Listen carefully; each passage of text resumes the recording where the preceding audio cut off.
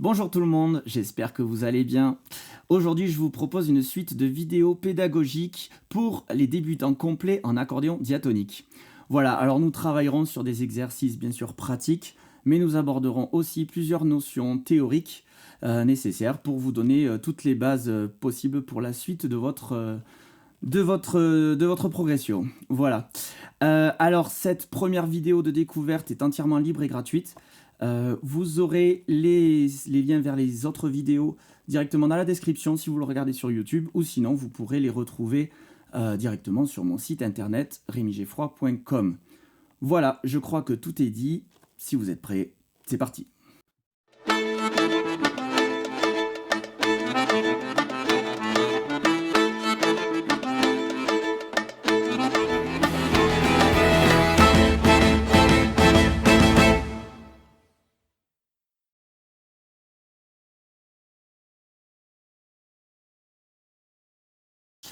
Pour commencer, j'imagine que si vous regardez cette vidéo, c'est que vous êtes soit débutant complet, ou alors simplement curieux de savoir un petit peu comment marche cet instrument qu'est l'accordéon diatonique. Alors, qu'est-ce qu'un accordéon diatonique d'abord? Pour commencer, c'est donc un accordéon, il fait partie de la famille des accordéons, des instruments à vent, et on dit aussi des instruments à hanches libres. Voilà, alors comment il fonctionne? Tout simplement, il est fait de 3 parties, 2 caisses en bois, chacune pour différentes sonorités, qu'on verra du coup ensemble plus tard. Un soufflet au centre, c'est notre poumon. Ça marche exactement en fait comme un chanteur, comme notre corps, l'instrument. Nous avons donc le soufflet qui nous sert de poumon, qui nous permet d'envoyer de l'air, qui va faire sonner des hanches qui sont donc à l'intérieur, et comme nos cordes vocales du coup, et vont faire du coup des sons. Nous avons à la main droite du coup des touches pour réaliser la partie mélodique. On en parlera un peu plus tout à l'heure. Et à la main gauche, à nouveau des touches pour faire toute la partie harmonique, rythmique. Voilà. Alors, pour la position de base, si vous avez votre accordéon, l'idéal, donc, c'est, si vous êtes assis, de pouvoir le poser sur votre jambe gauche, pouvoir laisser passer votre soufflet sur le côté. Voilà. Ne vous gênez pas, parce que si vous le mettez par exemple sur l'autre jambe, votre jambe gauche risque de vous bloquer. Voilà, donc on peut aussi défaire un peu les lanières selon comment on se sent. Certains jouent même sans, mais bon. Vous avez donc votre main gauche qui est placée dans la sangle, du coup qui est faite pour ça. Vous avez ensuite votre main droite placée dans... Alors vous pouvez le faire de différentes manières pour la main droite. Il s'agit donc simplement d'avoir accès aux touches. Donc c'est vrai que beaucoup d'accordéons ont donc des rigoles sur le côté pour placer le pouce. Il y en a beaucoup de professeurs indiquent à leurs élèves de se placer de cette manière-là. Placer le pouce pour ensuite jouer. Personnellement, j'ai pas appris comme ça.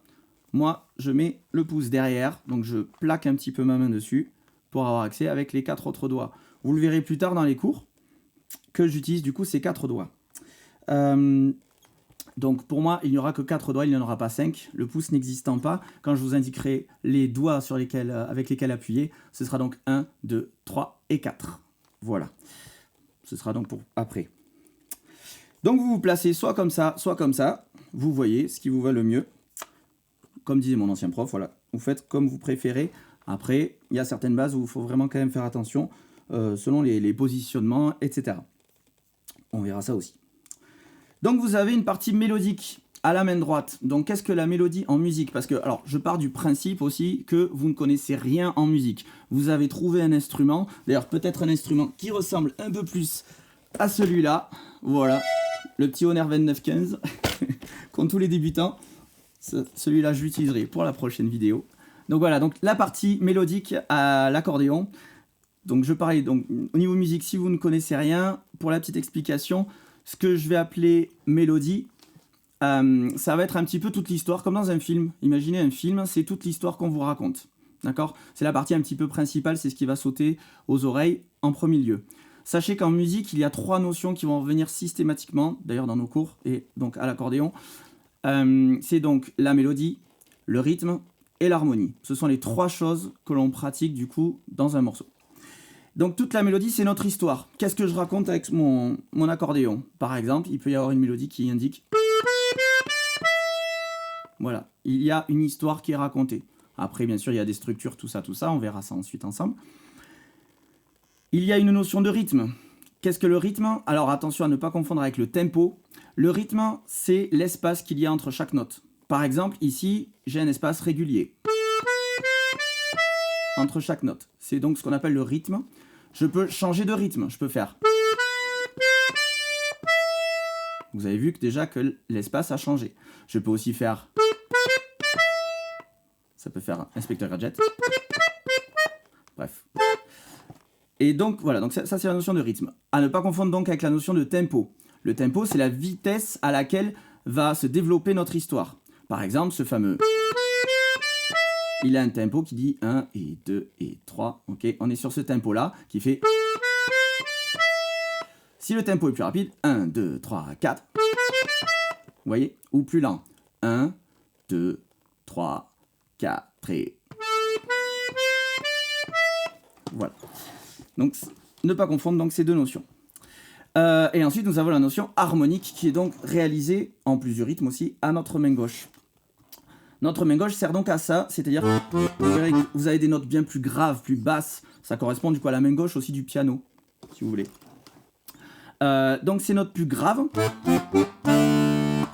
servent à la fois rythmiquement, parce qu'on va lancer notre tempo grâce à ça. Si par exemple on se retrouve sur une valse, 3 temps, on a la notion de tempo, de rythme, et il y a un son qui est fait avec celui-là. Si je joue mes notes, mon histoire mélodique que je vous racontais tout à l'heure, avec par exemple cette harmonie-là, vous voyez qu'on a une certaine couleur. Moi j'aime bien dire que l'harmonie en fait c'est le décor de notre histoire. Par exemple si notre histoire ou notre personnage principal dans le film qui est... C'est notre personnage principal, imaginons. Eh bien, il peut être dans différents décors. Et il peut faire exactement la même chose, mais selon le décor, on sentira des choses différentes. Par exemple, ça peut être toujours le même personnage, avec un autre décor.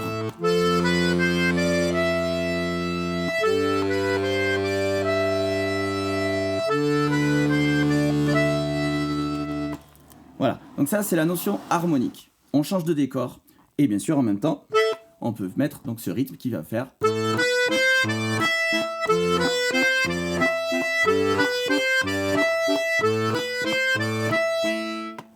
Voilà. Voilà pour les petites explications et à quoi vont nous servir ces différents éléments. Alors j'ai pas mentionné un élément quand même très important qui va être du coup très utilisé avec notre instrument. C'est la petite soupape d'air. Alors je sais pas, là je peux la montrer ici. Voilà, alors pour moi c'est une petite languette. Ça peut être aussi une sorte de bouton que vous devez déplacer avec votre pouce. Donc quand vous placez votre main gauche ici sous la sangle, il faut que vous ayez toujours accès avec votre pouce à cette soupape d'air en appuyant. Du coup, vous permettez au souffler simplement de s'ouvrir, de respirer ou de souffler. Tant que vous êtes appuyé, l'air va passer constamment.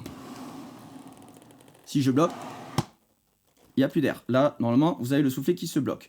C'est ce que vous ferez systématiquement au début de chaque morceau. Vous prendrez un petit peu d'air pour toujours avoir cet air-là pour ensuite faire sortir vos notes. Parce que si je n'ai pas d'air, vous verrez qu'il n'y a aucune note qui va être jouée. Forcément, c'est comme je vous disais tout à l'heure, en fait. C'est notre poumon, nos cordes vocales. Il faut que j'utilise de l'air pour vous dire tout ce que je suis en train de vous dire. Voilà. Sinon, je peux travailler comme ça. Il n'y aura pas de son qui sort. Notre air sert à ça. Voilà. Alors, c'est vrai qu'il y a aussi quelque chose que je n'ai pas indiqué, c'est que l'accordéon diatonique important est donc totalement différent de son homologue que vous connaissez peut-être mieux, l'accordéon chromatique. Donc plus répandu, le gros accordéon, comme je disais quand j'étais petit. Je disais, moi je connais que le gros accordéon, je ne sais pas ce que c'est celui-là. Là.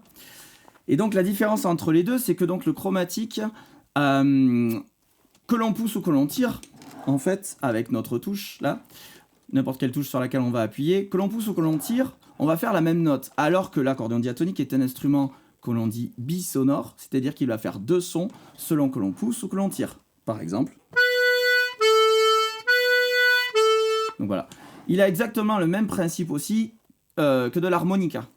L'harmonica, si vous avez déjà essayé, vous soufflez, vous aspirez, vous avez deux sons différents qui vont sortir. D'ailleurs, la logique première d'un accordéon diatonique, c'est que vous allez retrouver l'équivalent d'un harmonica sur votre première rangée, d'un autre harmonica sur votre deuxième rangée. Voilà. Après, selon les types d'accordéons diatoniques, vous avez des fois plusieurs types de claviers qui peuvent exister. Donc avec des changements, des changements de touches selon les emplacements du clavier. Ça, j'y reviendrai peut-être un petit peu plus tard. Mais voilà. De base, aussi, en France, nos accordéons, la plupart du temps, nous avons des accordéons accordés en sol-do. Alors, qu'est-ce que ça veut dire sol-do? Ça veut dire que sur une rangée, on va utiliser toutes les notes de la gamme de sol majeur et sur la rangée intérieure, toutes les notes de la gamme de do majeur. Voilà. Pour le côté théorique, si ça ne vous parle pas trop, on y reviendra dessus, il n'y a aucun problème. Pour ce qui est de cette troisième rangée, s'il y en a qui se posent la question, il s'agit d'altérations supplémentaires, donc de notes supplémentaires, pour pouvoir jouer simplement plus de choses. D'ailleurs, je vais vous proposer de changer tout de suite d'accordéon. Si par hasard vous avez ce type de modèle à la maison, qui est la base, accordéon diatonique, donc 2 rangs 8 basses. C'est un peu petit pour moi. Voilà. Vous avez 8 basses, ce qu'on appelle 8 basses à la main gauche. Un ensemble basse, accord, qui vont ensemble, toujours les deux ensemble. Ici aussi, basse et son accord dessus. Puis basse, accord et basse, accord. Sachant que eux aussi ont ce système bisonore. Voilà. Donc la plupart d'entre vous auront peut-être donc un 2 rangs 8 basses, comme celui-ci. Et donc vous aurez une rangée qu'on dira de sol, une rangée de do. Si vous avez un accordéon accordé par exemple en la ré, ce que vous aurez indiqué le vendeur, vous aurez donc une rangée en la et une rangée en ré. Pareil pour la notion théorique, il s'agit donc de tonalité, de gamme qu'on va utiliser et simplement donc ça pour expliquer le nombre de les notes spécifiques que vous aurez dedans.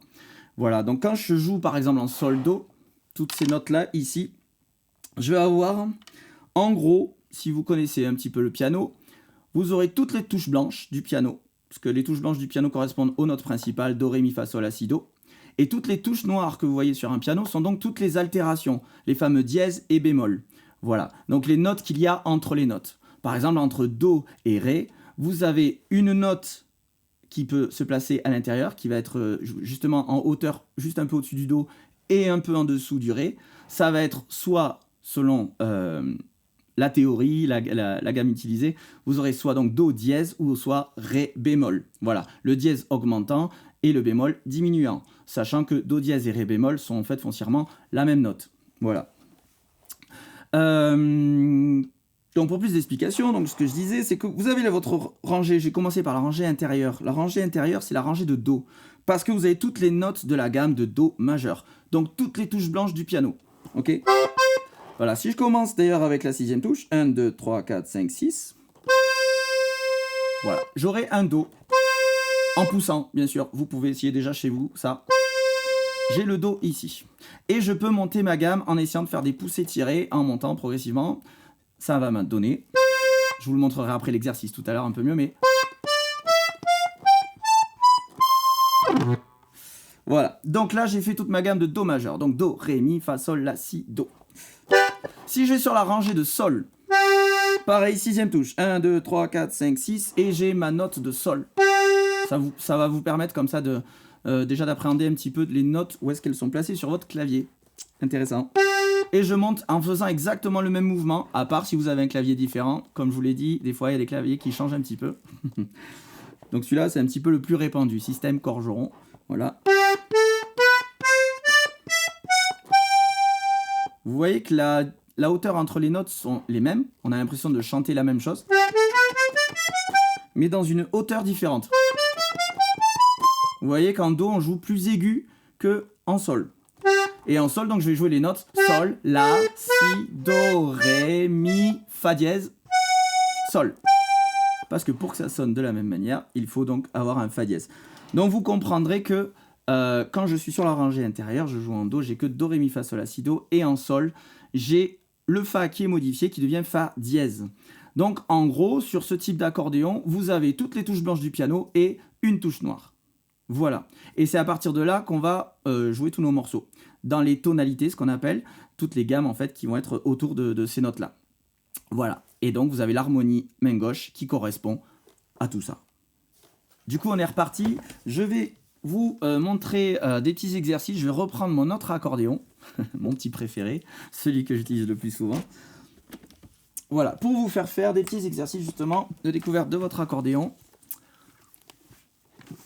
on va ensemble faire ces gammes. Voilà, tout simplement, pour comprendre un petit peu ce système bisonore. Alors, avant même de faire ça, je veux quand même vous expliquer une autre chose. C'est que, donc, vous l'aurez entendu, si je dis Do, Ré, Mi, Fa, Sol, La, Si, Do, donc le Do est la 8e, mais c'est la même note que celle qu'on a fait en plus grave. Donc, on a 7 notes par gamme, d'accord? Donc, ces 7 notes, c'est celles qu'on retrouve par rangée.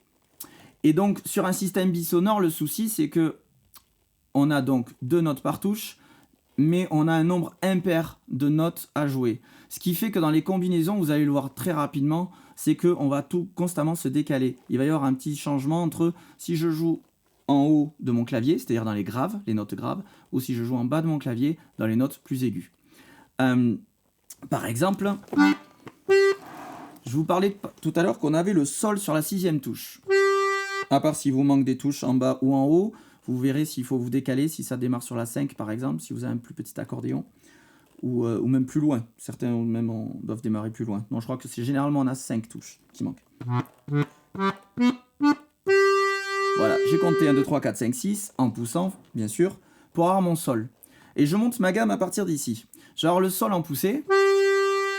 Si je veux la note plus aiguë, je vais devoir tirer sur la touche d'à côté. La note suivante, je reste ici et je pousse. Ok. Même logique, je change de touche et je tire.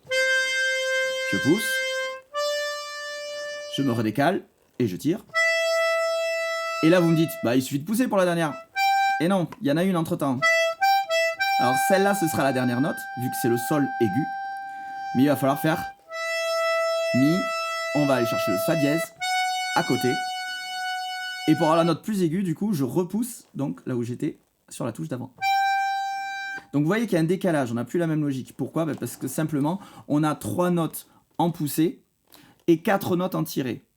Voilà, donc forcément, ça fait qu'il y a un décalage qui se passe.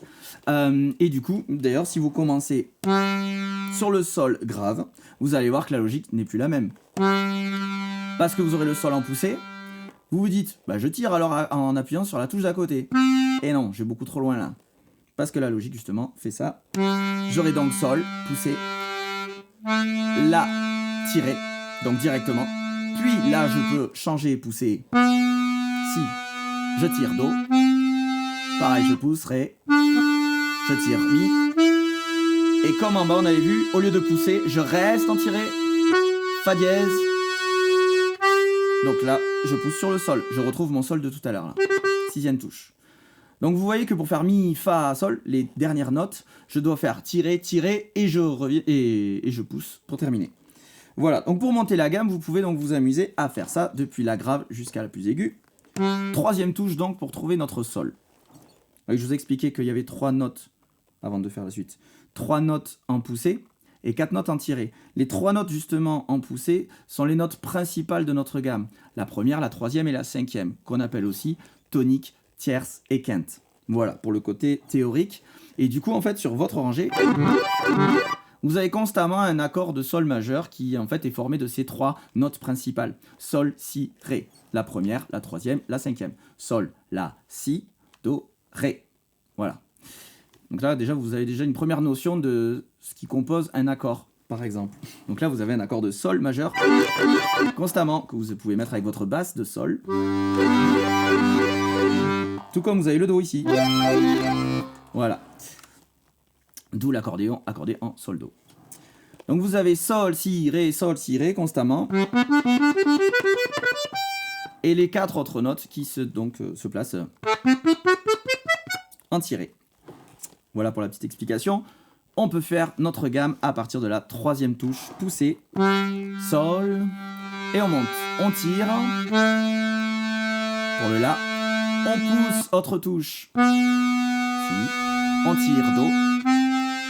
On pousse à côté Ré. On tire Mi. On va chercher le Fa dièse tout en tirant. Et j'ai le droit de pousser Sol. Donc là, j'ai tout fait avec ces 4 doigts, vous voyez. Mais je peux me décaler au fur et à mesure, surtout si je veux continuer ma gamme. Par exemple, ensemble, 1, 2, 3, 4 et Sol, La.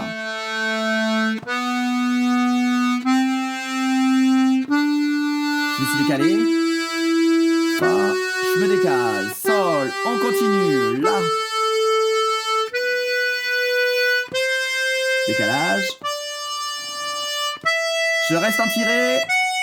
Et voilà pour la montée.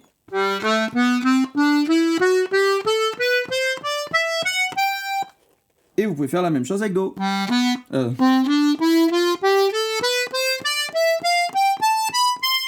Là vous dites, non, comment il a fait? Bon, peut-être, non. Très simplement, vous faites exactement la même chose. À part, bien sûr, si vous avez un clavier un petit peu différent. Souvent, c'est sur la rangée de Do, justement, qu'il y a des petits changements de notes. Donc, vous voyez si c'est placé différemment. Encore plus si vous avez un clavier Pignol Miuré ou un clavier Haim, par exemple. Mais sur les claviers dits classiques, Corgeron, normalement, les deux rangées sont fichues de la même manière. La petite chose que vous pouvez peut-être avoir, c'est l'inversion, justement, du La. Pour avoir... Enfin, voilà, bref... Vous risquez d'avoir un La ici, La poussé, pardon, à la place. Je sais plus où il est placé, parce que du coup je ne l'ai pas ici. Mais bon, certains accordéons justement ont cette petite particularité. Donc là, au pire, vous vous adaptez, vous allez chercher sur l'autre rangée la note qui vous manque. Si vraiment vous voyez que la logique ne marche pas forcément. Voilà, donc un harmonica en Sol, un harmonica en Do. Vous pouvez essayer de travailler ces montées de gamme. Et ensuite, qu'est-ce qu'on va faire? Alors on va, pour cette première vidéo, en tout cas de découverte, après avoir travaillé un petit peu cette main droite, on va pouvoir travailler un petit peu cette main gauche. Alors, l'emplacement de cette main gauche. D'ailleurs, pour la main gauche, pour vous expliquer, je vais peut-être prendre l'autre accordéon. Comme ça, il y aura moins de basses. Plus facile à aborder. Hop. En gros, ces deux accordéons sont les mêmes. Hein. C'est juste que celui que j'avais juste avant, il a une rangée supplémentaire à la main droite. Les altérations supplémentaires, comme je vous disais. C'est-à-dire les touches noires du piano supplémentaires. Et il a des petites basses en plus sur le dessus, ici. Voilà, je sais pas si on voit. Normalement, j'avais les deux boutons en plus sur la main gauche. Et donc, en se concentrant sur cette main gauche, là, vous avez donc, dans l'idéal, 4 emplacements pour vos doigts. Alors là, pareil, il y a une façon de faire scolaire qui n'est pas la mienne. C'est-à-dire que, personnellement, j'ai appris dès le départ en plaçant mon majeur, mon index, sur les deux premiers, par exemple, sur le La. Là, ça donne La en tirant, mais ça donne Mi en poussant. J'ai la basse au niveau du majeur et l'accord au niveau de mon index. Donc, généralement, quand on fait un rythme, on va alterner ces deux touches. Si j'ai un morceau en deux temps, je vais faire une alternance basse, accord. En poussant le Mi.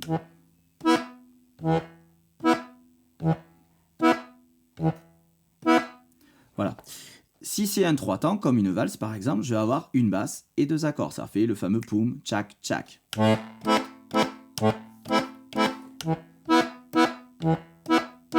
je fais exprès de bloquer mes autres doigts là derrière pour vous indiquer justement les différentes positions. Alors, la version scolaire nous dit que si vous jouez basse accord avec ces deux doigts là, majeur index, vous allez jouer avec votre petit doigt et annulaire. Les autres qui sont en bas. Donc vous avez la basse de Fa ici, dans les deux sens. C'est le seul par contre qui est dans les deux sens. Au niveau poussé tiré, vous aurez Fa dans les deux sens. Ensuite vous aurez Do en bas. En poussant donc. Et en tirant à nouveau un Sol. Enfin pas à nouveau parce que je ne voulais pas encore jouer. Donc Sol tiré. Justement je vous parlais du Sol. Si on remonte du coup sur la position en haut extérieure, vous aurez donc en poussé à nouveau Sol. Vous entendez que c'est la même chose. Et en tiré à cet endroit, le Ré. Voilà. Donc tout marche par deux. Personnellement, je joue constamment comme ça, c'est-à-dire la basse avec mon majeur. Vous voyez, je me déplace de cette manière. J'ai appris comme ça au départ, en me décalant. Mais si vous voulez le faire de façon qui est un petit peu plus scolaire, c'est donc avec vos 4 doigts, vous travaillez à faire... Voilà, bon là j'ai fait vite, mais vous pouvez y aller tranquillement. Par exemple, donc en commençant en tirant, c'est ce que j'ai fait, le La donc, puis le Fa, on descend, je me décale, je pousse, cette fois-ci, Do et Sol. Après, vous pouvez faire ce que vous voulez, on est juste dans la découverte de l'instrument, donc vous pouvez juste vous dire déjà, j'alterne ça. Voilà, je change. Maintenant, je veux pousser. Je pousse encore. Et je tire. Voilà. Donc vous voyez, il y a eu un petit moment de blanc entre deux changements. Là où c'est, entre guillemets, problématique, c'est que j'avais défini un tempo. Et ça, par exemple, c'est le genre de choses qu'il ne faut pas faire quand on joue un morceau. Le morceau, une fois qu'il a commencé, on va jusqu'au bout de celui-là et on tient notre tempo. Voilà. Je pense que c'est terminé pour cette vidéo. J'espère que ça vous aura plu, que ça vous aura donné envie de faire un petit peu d'accordéon diatonique. Du coup, cet accordéon bisonore qui est fait pour les musiques traditionnelles, mais pas que. Voilà, vous pouvez faire plein de choses. C'est pas parce que vous faites du diato que vous devez faire forcément du trad. Vous pouvez jouer plein d'autres choses qui vous plaisent. Voilà, dans les limites des capacités de notre instrument. Je vous retrouve du coup dans les vidéos suivantes. La prochaine, nous travaillerons plusieurs exercices justement rythmiques et commencerons à travailler un petit peu les deux mains ensemble. Voilà, merci.